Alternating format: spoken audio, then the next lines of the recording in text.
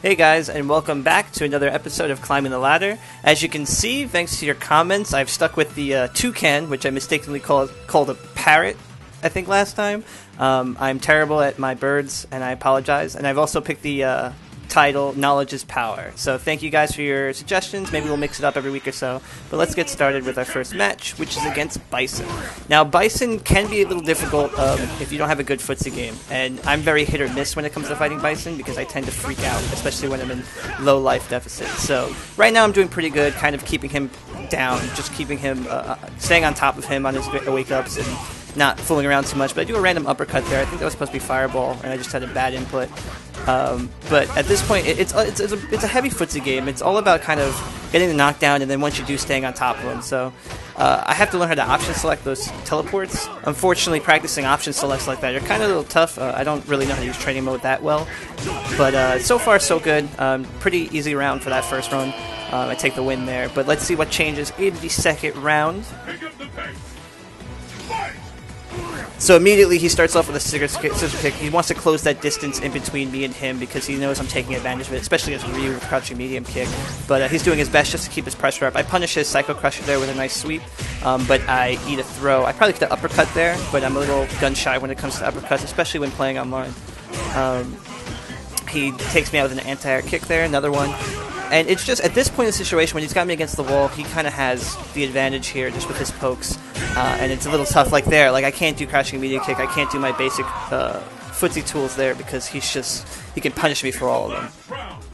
Now we enter the final round here. See if I can recover a little bit. I eat a random jump in. I really need to uppercut more. I'm just letting again. I just keep letting Keel get away with random jump ins, and I think that's a lot to do with one, overthinking a situation, and two, just kind of dealing with online lag. Like, there's a lot of times when I will do uppercuts and I'll get like crouching medium punch into uppercut right afterwards. So I think I've had a couple of those situations happen too much where it's just kind of gotten to my head and I need to get over it. But he is just demolishing me at this point, and there was no reason for me to really jump there, especially because he could have just anti-aired me, but he gets a nice chip set up there anyway. So really, looking back at that, I probably should have stuck more to the ground more, taken advantage more of his mistakes of jumping in on me for no reason, and stuck to my ground game. But let's see if I can rectify those kind of situations here in this match against Rufus. Now, Rufus is a character that a lot of people, they kind of freak out when playing because they notice that his pressure is very, very strong.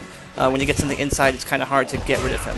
So, as Ryu, what I like to do is I like to throw tons of fireballs, especially at the beginning, just to see how they navigate them, just to see how they get away, and also just to keep him pushed out. Like, he's having a very difficult time getting in because I am just playing a range game, throwing fireballs, using my long-range footsie tools. Now, there's no reason for me to be this close, honestly. He's being pretty defensive, and I'm kind of giving him way more opportunities to just dive kick in. I don't want him to get anywhere near mid-range distances this match, because that's where his pokes become really effective, and that Messiah kick. So now he's on the inside, and he misses a dive kick attempt. He could have delayed that a little bit or jumped a little bit higher to come down at a steeper angle and really pressure me, but he didn't.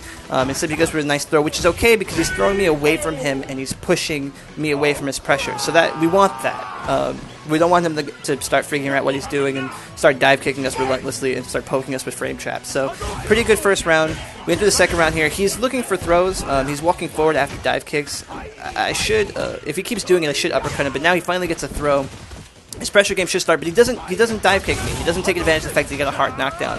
So at this point, I'm just going to throw fireballs and just keep playing my range game and just keeping him out, anti-airing any of these attempts to get in, like with that crouching fierce uppercut there. And it's just really simple game. We don't want him anywhere mid-range. There was no reason for me to jump in there. Now I've given him an opportunity to really start his game up, and he should take advantages, but again, he backs off, and I think he's really scared of an uppercut.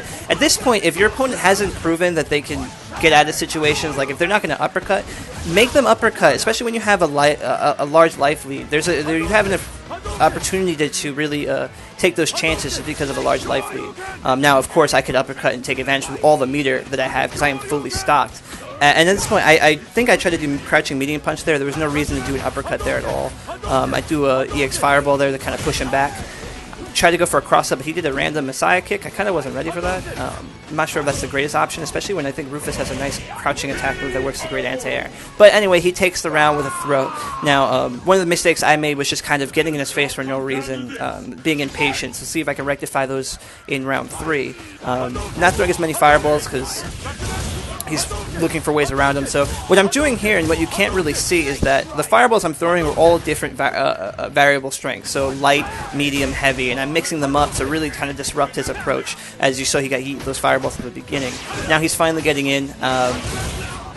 I'm just trying, again, he's making a mistake, and I'm taking advantage of it, just pushing him out with fireballs, making him take damage on the way in.